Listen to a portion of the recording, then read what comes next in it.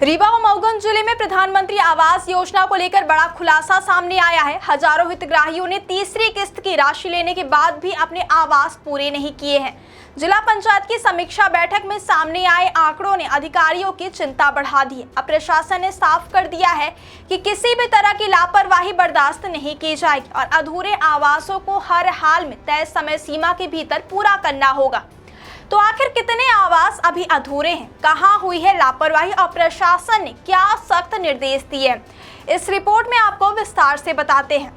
क्या आपको बोरवेल करवाना है लेकिन लोकल और सस्ते पाइप्स लगाकर हो गए हैं परेशान? तो अब आपके शहर में आया है न्यूट्रॉन 40 kg बोरवेल पाइप। दमदार क्वालिटी के साथ 10 साल की गारंटी, ज्यादा मजबूती और लंबी उम्र का वादा। तो अगली बार बोरवेल करवाएं, केसिंग पाइप सिर्फ न्यूट्रॉन 40 kg ही लगवाएं। दरअसल रीवा जिला पंचायत के मुख्य कार्यपालन अधिकारी यानी सीईओ ने गूगल मीट के जरिए सभी जिले के सभी जनपद पंचायत सीईओ और आवास प्रभारियों की समीक्षा बैठक ली। इस बैठक में प्रधानमंत्री आवास योजना ग्रामीण के कामकाज की समीक्षा की गई। बैठक के दौरान जो आंकड़े सामने आए उन्होंने अधिकारियों को भी चौंका दिया है। जानकारी के मुताबिक वर्ष 2024-25 में रीवा जिले के 6 ब्लॉकों में 2333 ऐसे हितग्राही मिले हैं जिन्हें प्रधानमंत्री आवास योजना की तीसरी किस्त मिल चुकी है, लेकिन उनके घर अब तक अधूरे पड़े हैं। वहीं मऊगंज जिले के 3 ब्लॉकों में भी 1382 ऐसे मामले सामने आए हैं जहां राशि लेने के बाद भी मकान पूरे नहीं किए गए। अगर दोनों जिलों को मिलाकर देखा जाए तो कुल 3715 ऐसे आवास हैं जो तीसरी किस्त मिलने के बाद भी अधूरे हैं। यानी सरकार से पैसा मिलने के बावजूद हजारों परिवार के घर अब तक पूरे नहीं हो पाए हैं। इस मामले को गंभीरता से लेते हुए जिला पंचायत के मुख्य कार्यपालन अधिकारी ने सख्त निर्देश जारी किए हैं। अधिकारियों को साफ कहा गया है कि इन सभी अधूरे आवासों को 30 मई तक हर हाल में पूरा कराया जाए। इसके लिए जनपद पंचायत स्तर पर लगातार निगरानी रखने को कहा गया है। बैठक में आवास निर्माण की गुणवत्ता पर भी खास जोर दिया गया। शासन के निर्देश के मुताबिक हर जनपद पंचायत में सीएससीबी ब्लॉक तकनीकी से 25-25 आवास बनाना अनिवार्य कर दिया गया है। अधिकारियों का कहना है कि नई तकनीकी से बनने वाले घर ज्यादा मजबूत और टिकाऊ होंगे।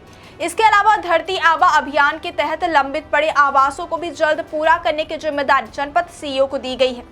बैठक में पुराने वर्षों के उन आवासों की भी समीक्षा की गई जिन्हें ए श्रेणी में रखा गया है। ऐसे सभी निर्माण कार्यों को भी मई महीने के अंत तक पूरा करने के निर्देश दिए गए हैं। सिर्फ निर्माण ही नहीं बल्कि नए हितग्राहियों के सत्यापन पर भी प्रशासन ने सख्ती दिखाई है। आवास प्लस 2.0 सर्वे के तहत जो नए नाम जोड़े गए हैं उनका सत्यापन पूरी पारदर्शिता और 100% सही तरीके से करने के निर्देश दिए गए हैं। अधिकारियों से कहा गया है कि तय समय सीमा के भीतर सत्यापन का काम पूरा किया जाए ताकि पात्र लोगों को योजना का लाभ मिल सके। लेकिन इस पूरे मामले में सबसे बड़ा सवाल यह उठ रहा है कि आखिर राशि मिलने के बाद भी हजारों आवास अधूरे क्यों हैं? जानकारी के मुताबिक कई जगहों पर हितग्राहियों ने केवल 50% निर्माण कार्य ही कराया है, लेकिन पूरा मूल्यांकन दिखाकर राशि निकाल ली गई। आरोप है कि इस पूरे मामले में रोजगार सहायकों और पंचायत सचिवों की मिलीभगत भी सामने आ रही है। बताया जा रहा है कि बिना निर्माण पूरा किए आवासों का मूल्यांकन कर दिया गया और तीसरी किस्त जारी करा दी गई। अब कई हितग्राही मकान पूरा करने में आनाकानी कर रहे हैं। इसी वजह से योजना का मकसद प्रभावित हो रहा है और जरूरतमंद लोगों को समय पर पक्का घर नहीं मिल पा रहा। ग्रामीण क्षेत्रों में प्रधानमंत्री आवास योजना गरीब परिवारों के लिए एक बड़ी राहत मानी जाती है। इस योजना का उद्देश्य ऐसे लोगों को पक्का घर देना है जो आर्थिक रूप से कमजोर है और कच्चे मकानों में रहने को मजबूर है। लेकिन अगर निर्माण कार्य समय पर पूरा ना हो तो सरकार की मंशा पर भी सवाल खड़े होने लगते हैं। अब प्रशासन ने साफ संकेत दे दिया है कि लापरवाही करने वालों पर कार्यवाही हो सकती है। अधिकारियों की माने तो आने वाले दिनों में अधूरे आवासों की मॉनिटरिंग और सख्त की जाएगी और जरूरत पड़ने पर जिम्मेदार लोगों के खिलाफ कार्यवाही भी की जा सकती है।